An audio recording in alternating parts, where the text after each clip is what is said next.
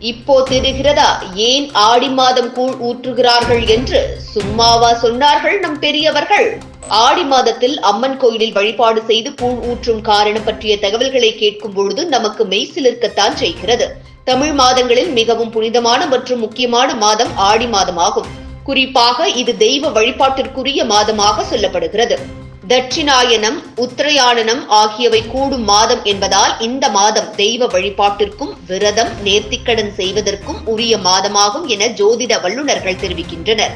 தெய்வங்களை மட்டுமின்றி முன்னோர்களை வழிபட்டு தர்ம கர்ம காரியங்கள் செய்வதற்கும் ஏற்ற மாதமாக ஆடி மாதம் என சிறப்பு என்றுதான் சொல்ல வேண்டும். பொதுவாக சக்தி பீடம் என்று அழைக்கப்படக்கூடிய அம்பாள் திருத்தலங்களில் ஆடி மாதம் மிக விசேஷமாக கொண்டாடப்படுகிறது. காரணம், ஒரு வருடத்தில் 2 புண்ணிய காலம் என்று சொல்லக்கூடிய தட்சியாயனம், உத்தராயணம், தட்சிணாயன காலமானது ஆடி மாதத்தில் ஆரம்பிக்கும். தட்சிணையான புண்ணிய காலம் என்பது பொதுவாக ஆலய வழிபாடுகளுக்கு உகந்தது. நம்முடைய கலாச்சாரத்தில் ஆடி பட்டம் தேடி விதை என்று சொல்லுவார்கள். பொதுவாக பூமியின் சுற்றுப்பாதைகளிலும் சூரியன் ஓட்டத்திலும் தட்சிணாயன புண்ணிய காலத்தில் இயல்பாகவே சக்தி பீடங்களில் கதிர்வீச்சு அதிகமாக இருக்கும். இந்த காரணத்தினால் பொதுவாக ஆடி மாதத்தில் ஆலய வழிபாடு தொடங்குவது சிறந்தது. மாரி என்றால் மழை, முத்துமாரி என்றால் மழையை கொடுக்கக்கூடிய தெய்வங்கள். விவசாயத்தை செய்யக்கூடிய விவசாயிகள் ஆத்மார்த்தமாக தாங்கள் விளைவிக்கும் தானியங்களை கொண்டு அவர்கள் பயன்படுத்தி ருசித்து வந்த உணவை கொடுத்து அம்பாளை வழிபடச் செய்வதே இந்த அம்பாளுக்கு கூழ்காட்சி நெய்வேத்தியம் செய்கிறோம். இந்த கலாச்சார பாரம்பரிய வழக்கமாக மாறியது.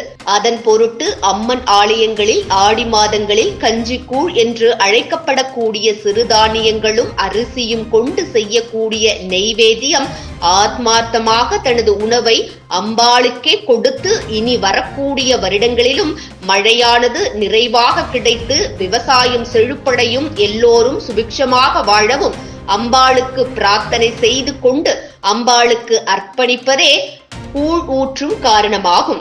அறிவியல் பூர்வமாக சொல்ல போனால் இந்த ஆடி மாதம் என்பது ஆலய வழிபாடுகளுக்கு முக்கியத்துவம் கொடுக்கும் மாதமாக பார்க்கப்படுகிறது. அதாவது தை மாதம் இருந்து ஆணி மாதம் வரை வீட்டில் சுபகாரியங்கள் செய்யும் மாதமாகும். கிரகப்பிரவேசம், காதணி விழா போன்ற விசேஷங்களை செய்வோம்.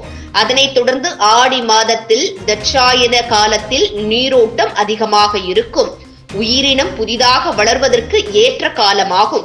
அதே நேரத்தில் இந்த காலத்தில் சக்தி பீடம் என்று சொல்லக்கூடிய சூரிய கதிர்வீச்சு அதிகமாக இருக்கும் என்றும், சக்தி வீச்சு என்பது அதிகமாக இருப்பதால் அதனை குறைப்பதற்காக மக்கள் அனைவரும் கோயில்களில் கூடி கூட்டு வழிபாடு செய்து அதன் பின்னர் குளிர்ச்சியான கூழ் பிரசாதத்தை சாப்பிட்டு வந்தனர்.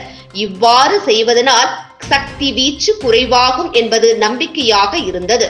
அத்தோடு இந்த ஆடி மாதத்தில் திருமணம் செய்தால் சித்திரை மாதத்தில் அவர்களுக்கு குழந்தை பிறக்கும்.